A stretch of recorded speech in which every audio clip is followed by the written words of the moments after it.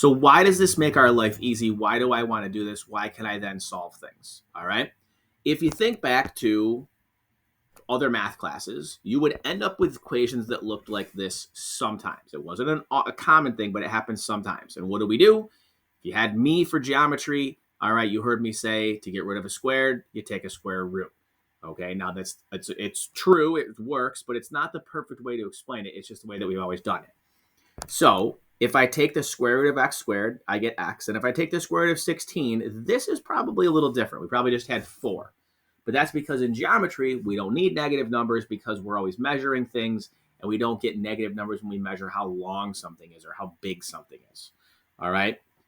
When I take a square root in an equation, I should get a plus and a minus, whatever the answer is. All right, so in this case, I get a plus or minus 4 because plus 4 times plus 4 is 16, and minus 4 times minus 4 is also 16. So you need to get that plus minus.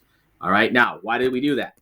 Well, that means if I had x plus 2 squared equals 16, I could take the square root to get rid of that squared.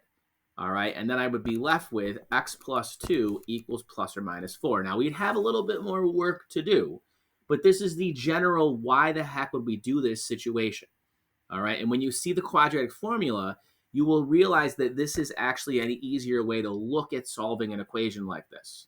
All right, now, little star here.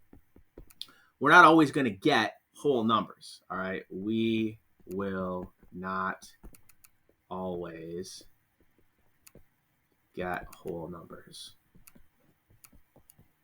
Okay, we're not always going to get whole numbers. Okay, we have to really pay attention to what we're doing.